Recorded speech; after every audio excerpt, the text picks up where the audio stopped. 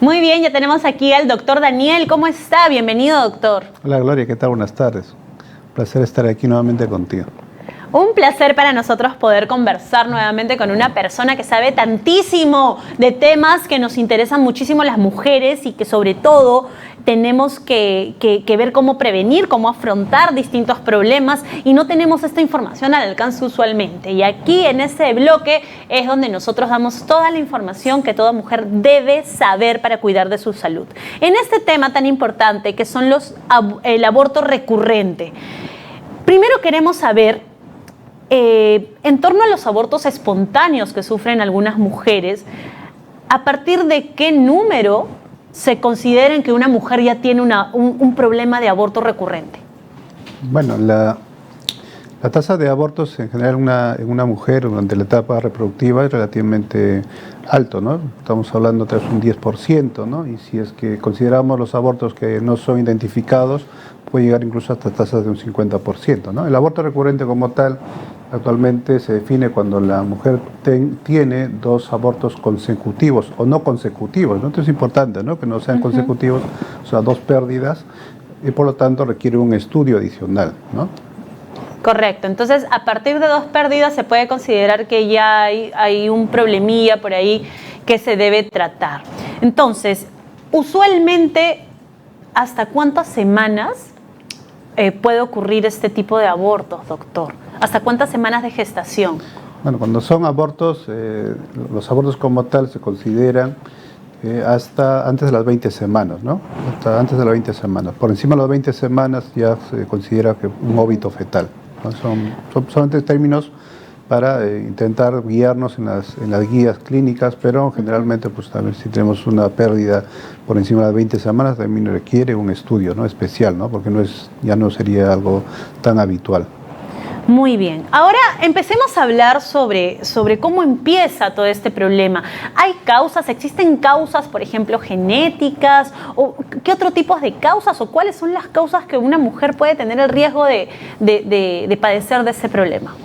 Generalmente el 50% de las veces se van a asociar a alteraciones cromosómicas del embrión. Esto quiere decir que la unión de los dos gametos pues, no ha sido adecuada, ya sea porque ha habido una alteración tanto en la formación del óvulo o la carga genética del espermatozoide, ¿no? Más del 50%, por lo tanto, suelen tener alguna alteración cromosómica que nosotros llamamos aneuploidías, ¿no? Como las trisomías, como el síndrome de Down, etc., ¿no? Luego hay otras causas.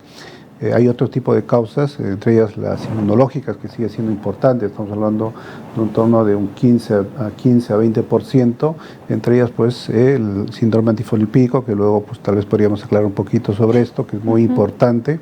Y luego ya vienen otro tipo de causas un poquito ya más raras, como alguna alteración en la coagulación de la sangre de la mamá. Y también podríamos hablar, pues, y se siguen hablando, y se sigue habiendo algunos estudios en el cual asocian ya hábitos de los pacientes, ¿no?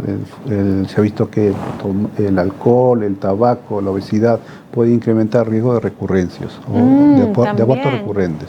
También los hábitos de las personas, wow, eso es importante también saberlo.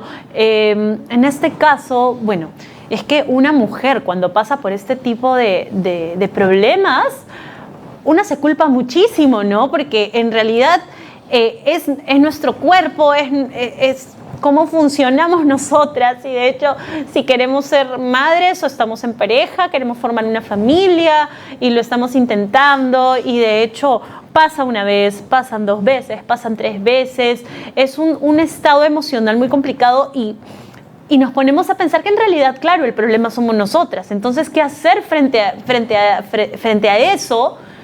Y sobre todo la introspección que tenemos que hacer, porque en este caso un embarazo es, claro, la mujer lleva el embarazo, pero digamos, el embarazo es de dos, ¿no? Entonces, ¿qué tanta responsabilidad lleva la madre y el padre, ¿no? En este caso, el hombre, ¿hay alguna causa o algo que también implique la reproducción masculina dentro de esta gestación? Bueno, Gloria, como tú lo has comentado, pues es una patología agotadora para la paciente, ¿no? Para la pareja, ¿no? Yo creo que una cosa importante que deben saber todas las pacientes que hasta un 50% de las veces se va a encontrar una causa, ¿no? Y eso es bastante, ¿no? Y por lo tanto tratable, y por lo tanto van a poder tener un bebé. El resto de los pacientes que entran a un estudio especializado, ¿no? Para que tengan una idea bastante clara, la tasa de embarazos, es decir, en el grupo de pacientes que no se encuentra una causa, sigue siendo alta. Es decir, después de haber sido estudiado y no se encuentra una causa, un grupo importante de pacientes van a terminar en un embarazo, ¿ya? Por lo tanto, es importante estar, si bien es cierto que agota mucho, agobia bastante a las personas, estar bastante calmados, ¿no? Ir a una terapia con psicólogo para que te ayude a estar tranquilos, relajados y puedas tener al final un embarazo, ¿no?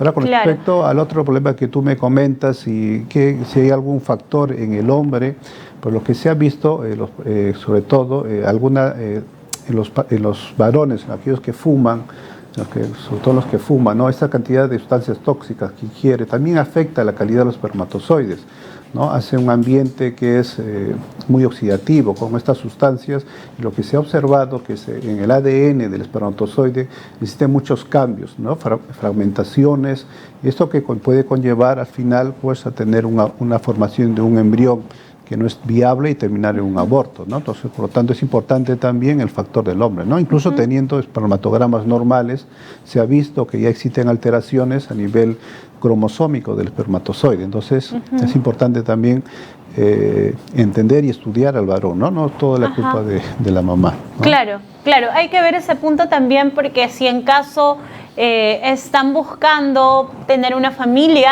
el tema de los hábitos es importante. Muchas veces cuando una mujer está embarazada, siempre decimos, ¿no? O quiere salir embarazada, es como que, claro, cuídate tú, pero en realidad se deben cuidar los dos, ¿no? Entonces, si queremos tener un bebé, si queremos tener un embarazo viable, los dos a ponerse las pilas en torno a los hábitos, dejar de fumar, dejar el alcohol, los dos, ¿cierto, doctor? No solo la mujer. Los dos. Entonces, chicos, atención con eso también. Ahora, en cuanto a los embarazos viables, doctor, cuando se ha tenido este problema de pérdidas constantes, ¿qué tan viable es tener un embarazo completo, ¿no? Y digamos, adecuado? El pronóstico más importante aquí es la edad de la mujer, ¿no? Se ha visto que en las mujeres, en torno a los 20 años, este problema es bastante raro, ¿no? Bastante raro. Sin embargo, a partir de los 40 años, la frecuencia de este problema es en 1 en 50, es decir, el 50% de las mujeres por encima de 40 años pueden tener abortos recurrentes, ¿no? Entonces, un factor muy importante va a ser la edad, ¿no? Claro está, si llegan a estar embarazadas, pues con buen seguimiento, pues suele terminar en un bebé sano, ¿no? Claro, entonces el aborto recurrente no quiere decir, así, por ejemplo, una mujer de 40 años que ya ha tenido abortos recurrentes, tampoco quiere decir de que no pueda tener hijos, ¿no? Porque no es sinónimo de infertilidad, o sea, no. Tiene una gestación, sin embargo, siempre va a estar este miedo, ¿no? De que quizás, no, ¿sabes qué? Mejor no me embarazo porque yo seguramente lo voy a perder.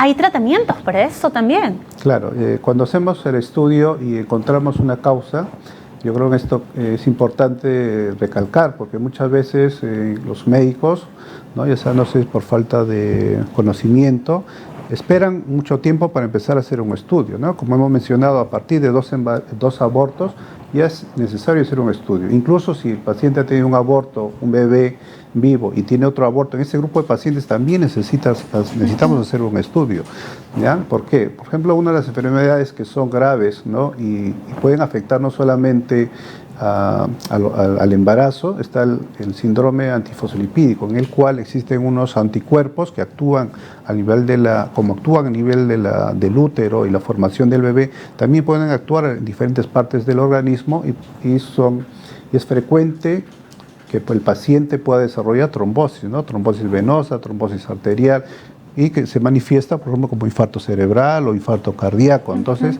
si no se detecta a tiempo esta enfermedad, porque puede estar dando la cara simplemente con los abortos, pues el paciente está sin tratamiento, ¿no? Y esta enfermedad, el síndrome antifosfolipídico, simplemente muchas veces es la punta del iceberg, ¿no? Que estamos viendo solamente los abortos, pero la paciente lleva otro tipo de enfermedades, ¿no? Y, por ejemplo, esta enfermedad de síndrome antifosfolípico puede estar asociado al lupus, a enfermedades autoinmunes, el lupus, artritis reumatoide, puede estar asociada a algún tipo de cáncer, puede estar asociada a una infección como la sífilis o el VIH, ¿no? Entonces, en este grupo de pacientes hay que tener cuidado, no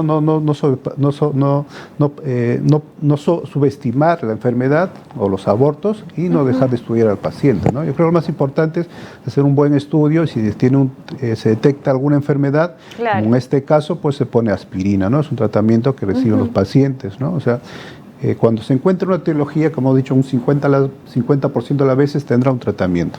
Correcto, sí. Entonces, hay que hacerse definitivamente los estudios adecuados, ¿no? Y descartar cualquier tipo de patología que se relacione con la consecuencia de un aborto espontáneo, ¿no? Al fin y al cabo, pues pueden haber miles de motivos, ¿no, doctor? Pueden haber miles de causas. Sin embargo, es necesario, si es que existe este problema, dar un seguimiento constante. Ahora, ¿qué pasa cuando una mujer, digamos, va a hacer vamos a poner así la historia, va a ser su primer aborto espontáneo, ella todavía no lo sabe, sin embargo va a ser su primer aborto espontáneo y se vienen 2 más, entonces va a ser una mujer que tiene este problema, pero todavía no lo sabe, ojo. En su primer aborto espontáneo, ¿hay algunos síntomas o puntos claves que nos alerten de que puede ser de este tipo de problemas? Generalmente cuando, como te mencioné al principio, el ser humano es frecuente que pueda tener un aborto, ¿ya? Porque la principal causa de los abortos son malformaciones o alteraciones genéticas. Entonces es bastante habitual que una mujer pueda tener esta formación de un embrión que lleve unos cromosomas no adecuados y pueda terminar en un feto no viable, ¿no? Entonces, por eso, sabemos que si la paciente tiene un primer aborto, sabemos que la principal causa es una alteración genética, ¿no? Que muchas veces no se debería repetir, ¿no? O sea, el riesgo de que una paciente después de un aborto tenga un segundo aborto es bastante bajo, estamos hablando de un 15%. Sin embargo, si la paciente ya ha tenido 2 abortos consecutivos, la probabilidad de tener un tercero se acerca a un 25%, y después de 3 abortos, la probabilidad es casi un 30%. Por eso el estudio se realiza a partir de un segundo aborto. Correcto. Entonces, vemos que una de las principales causas que estamos viendo es la edad, ¿no? La edad de la mujer definitivamente. ¿Qué es lo que se está recomendando ahora, o qué es lo que están recomendando los doctores ahora a las mujeres que quizás no quieren tener hijos muy jóvenes, ¿no? ¿Qué es lo que se le está recomendando a este grupo de pacientes? Pero que sí, efectivamente quieren ser mamás, pero de repente en un tiempito. Claro, como tú dices, se debería recomendar, ¿no?, a todas las mujeres. Yo creo que esta parte de prevención no existe o no está muy difundida en el medio, ¿no? Entonces, hasta ahora sigo viendo pacientes que vienen cerca de los 38, 40 años que desean tener bebés, ¿no? ¿No? Entonces, muchas veces llegan cuando tienen 40 años o 39 años, se descuidan, regresan a la consulta, ya tienen 41 años y ya están en menopausia, por ejemplo, ¿no? Entonces, sobre todo ahora con el COVID que ha existido, pero muchos pacientes tienen, por algún motivo, se ha retrasado bastante, ¿no? Se ha adelantado la menopausia, ¿no? Entonces, la edad, nuevamente repito, como lo vimos en el programa anterior, la mejor edad para tener bebés es en torno de los 20 a 35 años. ¿No? Es la mejor edad. A partir de los 35 años el volumen o la carga de ovocitos empieza a descender en picada, ¿no? Se empieza a perder óvulos de manera muy rápida, de tal manera que cerca de los 40, 40 y tantos años, sobre todo en Sudamérica, ya están entrando a la menopausia, ¿no?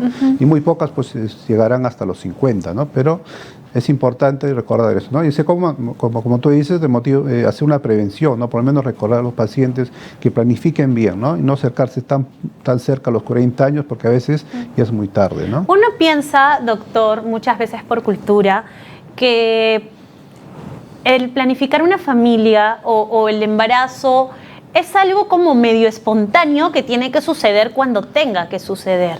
Y creo que tenemos el error, digamos, en torno a la educación, porque esto se debería decir y educar desde que somos niños, ¿no? Sobre la planificación familiar. Entonces, las mujeres y los hombres que queremos hacer familia, llega un momento en que decimos, bueno, vamos a tener hijos cuando pase, cuando suceda, ¿no? Y cuando suceda, será el momento de tenerlos. Pero tener hijos, doctor, también se planifica, ¿cierto? También se ve una fecha que podría ser buena, también se ve cierta edad, también se ve... Entonces, ¿usted qué piensa en torno a ese tema? Una de las cosas modernas que han existido ha sido la planificación, ¿no? Que ha permitido a la mujer poder planificar de cierta manera su vida familiar, ¿no? Y equipararla a las condiciones de estudio y desarrollo personal, ¿no? Pero también es importante, ¿no? El hecho de saber planificar cuándo tener bebés, ¿no? Yo creo que es muy importante, ¿no? Tener conocimiento. Como digo, yo creo que esto de saber el tiempo determinado entre tener bebés o no, yo creo que no está muy difundida, ¿no? Entonces, por eso se sigue viendo a muchos pacientes que llegan a partir de los 38, 39, 40 años intentando tener bebés. Como te digo, a veces es muy tarde, ¿no? Entonces, siempre es importante la información. Cuanto más información podáis tener, esto les va a servir, ¿no? En diferentes aspectos, ¿no? Es importante entonces mencionarlo, y aquí en el programa pues nosotros estamos hablando, un poquito estamos siendo bastante transparentes, sacando un poco los tabúes también de por medio, porque a veces hablar de situaciones de sexualidad, de planificación familiar y todo, como que todavía hay mucho tabú de por medio, ¿no, doctor? Sí, entonces creo que es importante decirlo porque son temas de cada la redundancia importantísimos para poder nosotros planificar una vida tranquila, con salud y feliz. Entonces, también habíamos mencionado el bloque pasado sobre una alternativa que me parece súper interesante, que es el tema del congelamiento de óvulos, que de hecho creo que deberíamos un poquito hablar sobre eso en otro momento, pero también podría ser una recomendación quizás, ¿cierto? Sí, siempre, claro, es una recomendación, ¿no? Actualmente existe esa posibilidad. Yo creo que todas las mujeres que desean tener o retrasar su maternidad, una manera de asegurarse, ¿no? Por ejemplo, si tú congelas tus óvulos a los 29, 30 años, esos óvulos cuando lo utilices y deseas tener bebés tendrán esa edad, ¿no? Y la fecundidad se puede equiparar, ¿no? Teniendo tú una paciente de 40 años con un óvulo de 30 años, pues a esa edad, ¿no? Que, o sea, tu fertilidad va a ser como una mujer de 30 años o 29 años, ¿no? Doctor, una consulta. Mire, voy a hacerle una pregunta un poco comprometedora, pero creo que es una incógnita que podríamos tener muchas mujeres en torno al congelamiento de óvulos. Y es esto de pensar qué tan caro está, porque cuando nosotros relacionamos la medicina, siempre estamos pensando, ¿no? Ay, no, es que la salud es tan cara acá y nos asusta un poco. Entonces, ¿es muy caro congelar los óvulos? Bueno, sí, lamentablemente todo esto sigue siendo de manera particular, no es como en otros países, por ejemplo en Europa o en España, donde la sanidad te permite, ¿no? De cierta manera poder hacer esos procedimientos, ¿no? Incluso toda la parte de fertilidad entra dentro del programa de sanidad social, ¿no? En cambio, en Sudamérica, sobre todo en Perú, pues todo sigue siendo de manera particular, ¿no? Por lo tanto, sí hay un gasto que hay que hacer, ¿no? Lamentablemente. Claro, bueno. ¿No? Ahí está, chicos. Además que el congelamiento de óvulos es relativamente moderno, ¿cierto? De recién hace poco se está escuchando, por lo menos aquí, sí, sobre congelar los óvulos. Es algo... Sí, eso es en Perú, ¿no? Pero ya eso se hace desde muchísimos años atrás en Europa o Estados Unidos, ¿no? Eso es porque... Aquí recién se está escuchando más, sí, ¿no? Sí, pero eso ya... yo creo que todo al final, como el mundo está globalizado, pues todo se va a tender a equiparar, ¿no?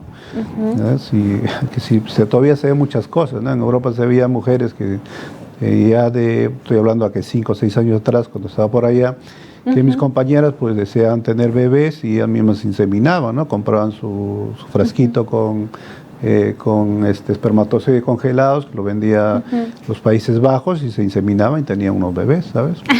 Y ya está, o sea, ¿no? O sea, para que veas la espontaneidad o de poder hacer las cosas, ¿no? Sin que nadie te critique, nadie te juzgue. Claro. Yo creo que en Sudamérica y en Perú sobre todo, pues todavía estamos pensando en el que dirá la gente, ¿no? Sí. Pero esto es algo, bueno, se puede considerar de cierta manera algo saludable, ¿no? Planificar tu vida de la manera que tú desees, incluso sin necesidad de tener un acompañante, ¿no? Una pareja que te acompañe, ¿no? Claro, muchas veces, ¿no? Muchas veces pasa eso. Creo que a veces nuestras creencias nos juegan en contra, ¿no? Eso de, como usted dice, de que qué va a decir la gente, que nos van a criticar, que nos van a culpar y todo esto. En realidad creo que todo gira en torno a creencias, ¿no? Y como usted dice, ¿no? En Europa las mujeres hacen algo completamente diferente, que si lo hiciéramos acá sería como, qué loca, ¿no? Entonces, es creo que cultural y todo parte de las creencias. Entonces rompamos un poquito los estereotipos. Lo más importante es que nosotras estemos bien de salud, ¿no? Cuidemos nuestra salud. Y entonces ahora con los tratamientos en la modernidad y la tecnología, creo que el Perú también está altamente calificado, doctor, en temas de infraestructura, ¿cierto? Sí, exactamente. Hay buenas clínicas de fertilidad, exactamente. Entonces, tenemos los recursos para poder acceder a ese tipo de tratamientos. Para ir terminando con la entrevista y, digamos, hacer como una conclusión, cuando una mujer tiene un aborto espontáneo y podría correr el riesgo de tener otro, de hecho siempre entra miedo, ¿no? Queda como asustada. Y si queda de nuevo embarazada, dices, uy, y si lo pierdo de nuevo, ¿qué hago? ¿Hay alguna manera o digamos, desde este nuevo embarazo, un cambio de hábitos, tomar de repente alguna medicina, cómo llevar esta segunda oportunidad, ¿no? Ya, bueno, tal vez una recomendación siempre, si tú, una pareja desea tener bebés, siempre acudir a una consulta preconcepcional, ¿no? Entonces, es una manera de planificarlo, ¿no? Eso es bastante importante porque yo he tenido un grupo de pacientes los cuales han tenido algún problema similar y han venido a su consulta preconcepcional y se le explica todas estas cosas que hemos hablado y se planifica, ¿no? Se hace estudios, todo, y muchas veces pues el embarazo termina en éxito, ¿no? Como hemos dicho, pues tienen siempre alta probabilidad de encontrar una enfermedad, tienen alta probabilidad de quedarse embarazados. O sea, lo importante es planificar, ¿no? Si podéis planificar, estupendo, ¿no? Yo creo que tiene mayores chances de poder tener un bebé, ¿no? Eso es como que todo lo queremos, ¿no? Perfecto. Entonces, no hay que desanimarnos. Todavía existen posibilidades. No es la si es que tienen este problema, se puede tratar y no hay que desanimarnos, ¿no, doctor? No hay que claro, aquí para adelante siempre. Hay más oportunidades, amigos, hay más oportunidades y nada, ya con fe y hay que ponernos positivos y seguir los tratamientos que el doctor nos dice. Así que, por favor, ojo con eso. Además, quiero decirles que ahí, como lo ven en el cintillo, estamos dejando el número del doctor Lindo, que es el 981-588184, para que ustedes puedan comunicarse con él directamente y preguntarles lo que ustedes deseen o consultarles cualquier duda que ustedes tengan. Y en redes sociales, ¿cómo lo encontramos, doctor? Bueno, estoy en Facebook con doctor Daniel Lindo, en LinkedIn y algunos más, ¿no? Nada, y estamos en la Clínica Angloamericana de La Molina, donde podemos hacerle todos los estudios que hemos mencionado y hacerles una buena guía para que se queden embarazados, ¿no? Ajá, así es. Entonces, en la Clínica Angloamericana de La Molina y además en las redes sociales como doctor Daniel Lindo, ahí lo pueden encontrar, doctor. Muchísimas gracias, doctor, lo máximo. Este tema es muy interesante y también que nos ayuda a tanta incertidumbre que existe en torno a la sexualidad de la mujer, a la gestación. Nosotras no sabemos mucho, no tenemos la información a la mano, no hay información a la mano. Una tiene que ir, averiguar, estar ahí constantemente chequeándose y todo, pero si tuviéramos este tipo de información a la mano, ya por lo menos tendríamos una idea. Sí, una idea. Creo que es importante, ¿no? Y los especialistas debemos tener la obligación de poder expresarlo de manera que las pacientes puedan entender de manera clara, ¿no? Así es. Entonces, muchísimas gracias, doctor Daniel. Un placer tenerlo aquí nuevamente en Miscelánea. Bueno, muchas gracias a todos. Espero que nos sigáis viendo, ¿no? Un saludo. Muy bien, amigos. Así hemos terminado este lindo bloque de salud de mujer.